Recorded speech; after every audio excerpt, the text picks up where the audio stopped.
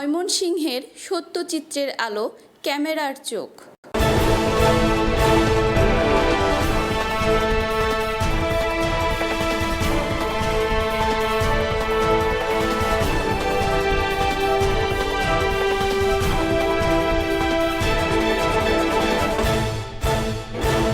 প্রথম সেবাটা হলো 24 ঘন্টার মধ্যে, দ্বিতীয় সেবাটা 2 থেকে 3 দিনের মধ্যে, তৃতীয় সেবাটা 7 থেকে 14 দিনের মধ্যে, চতুর্থ সেবাটা হলো 42 দিনে।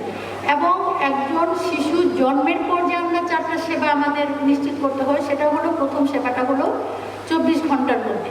অত্যন্ত দুঃখজনক, পৃথিবীতে যেই সকল দেশসমূহে এই মাতৃমৃত্যুর হার বেশি, তার মধ্যে বাংলাদেশ একটি। এখনো আমাদের দেশে 1 লক্ষ সন্তান জন্ম দিতে গিয়ে 153 জন মা মৃত্যুবরণ করে থাকে। আর এই মাতৃমৃত্যু কমিয়ে আনতে হলে আমাদের প্রাতিষ্ঠানিক ডেলিভারি বৃদ্ধি করতে হবে।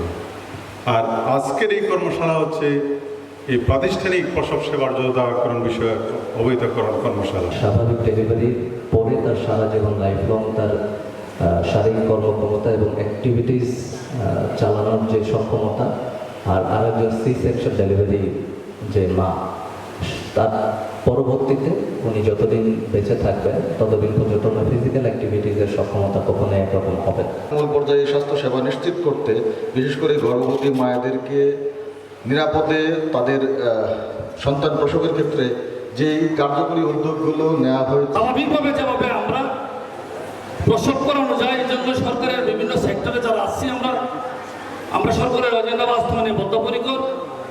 আমরা চেষ্টা করব যে কিভাবে মানুষকে উদ্বুদ্ধ করা যায়। আমাদের অধিদপ্তর থেকে যে ফরম্যাটটা দেওয়া হয়েছে, সেই ফরম্যাট অনুযায়ী লোকবল এবং স্থাপনা ছোট আকারে অধিদপ্তরের নির্দেশনা অনুযায়ী কিন্তু সেখানে আছে এবং সেখানে সেবা দেওয়া হয়। যারা রোড লেভেলে কাজ করেন, আপনাদের কিন্তু অতটুকু ট্রাস্ট অর্জন করতে হবে যে একজন মহিলা তিনি যেন চায় যে না, আমি তাদের কথাবার্তায় বা তাদের প্রসিডিউরে আমি স্যাটিসফাই, আমি এখানে ডেলিভারিটা করবো। ক্লিনিকে তো যাইতে দেরি, কাটতে দেরি না।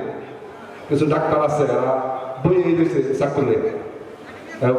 আমি মনে করি যে আমাদের প্রত্যেকেরই একটু সচেতন হওয়ার দরকার। মায়ের যে স্বাভাবিক প্রসব, এই জিনিসটাতে জোরদার দেওয়া, অবহিতকরণ এবং জোরদার করার ব্যাপারে বলা হয়েছে। গর্ভকালীন সময়ে মা এবং শিশু যে পরিপূর্ণ সেবা এবং পরিপূর্ণ যে যত্ন, সেটা কিন্তু আমাদের নিশ্চিত করতে হবে। আমরা অনেকেই সচেতন হয়েও সচেতন না যে বিষয়গুলো, যে আমরা নিজেরাই দেখা যায় যে সিজারের দিকে আমরা বেশি আগ্রহী। আসলে আমি যদি 24/7 মানে সপ্তাহে 7 দিন, দিনে 24 ঘন্টা সার্ভিস দিতে চাই, আমি বিভিন্ন সেন্টার একজন করে FWB, তার পক্ষে কি সম্ভব? সে 8টা সেন্টারকে আমি একসাথে হয়তো আপডেট করতে পারবো না, আমরা 4টা সেন্টারকে নিয়ে আসছি সাথে নেই, ওই 4টা সেন্টারে আমি আপডেট করি। সামনে কিন্তু কঠিন পরিস্থিতি অপেক্ষা করতেছে, তাহলে আমাদের আগামী 57 বছর পরে লোকসংখ্যা যদি দ্বিগুণ না হয়, সেটার জন্য আমাদেরকে এখনই কাজ করতে হবে। আমাদের কি করতে হবে? অবশ্যই আমাদের জনসংখ্যার বৃদ্ধি আর শূন্যের কোটা নামিয়ে আনতে হবে। প্রকৃতির নিয়মেই আমি আমার মার গর্ভ থেকে এসেছি। আমার মাকে মা বানিয়েছেন মহান সৃষ্টিকর্তার। প্রকৃতির নিয়মে আমি পৃথিবীতে এসেছি। বিশেষ করে এই যে কার্যক্রম আমরা হাতে নিয়েছি, মাননীয় প্রধানমন্ত্রীর যে গুরুত্বপূর্ণ প্রোগ্রামগুলো, এর মধ্যে এটি একটি। যেহেতু SDG আপনারা জানেন যে আমাদের 2030-এর মধ্যে অর্জন করার জন্য যে গতি প্রয়োজন, সেই গতি আসলে আমরা এখন অর্জন করতে পারিনি। ফলে আমাদের যে সমস্ত জায়গাগুলো কাজ করার আছে, সেখানে আমরা সবাই স্বতঃস্ফূর্তভাবে কাজ করব। আমাদের যৌন জীবন, যেটা প্রজনন স্বাস্থ্য, এগুলো নিয়ে কথা বলার মতন স্বাভাবিক অবস্থায় আমরা এখনো না। ভুল জানার জন্য কিন্তু অনেক কিশোর কিশোরী মানসিকভাবে এবং শারীরিকভাবে বিভিন্ন ধরনের অসুস্থতায় পতিত হচ্ছে। যখন একটা মা গর্ভ ধারণ করে, তাকে পুষ্টিকর খাবার দিতে হবে। আমাদের একটা মানুষের জীবন, একটাই তো জীবন, সেই জীবনটা যেন সুস্থ সুন্দর হয়। 50% অন্তত যদি 20% আমরা 1 বছরের মধ্যে অর্জন করতে পারি, তাহলে আমাদের বিশাল একটা বিষয় হবে।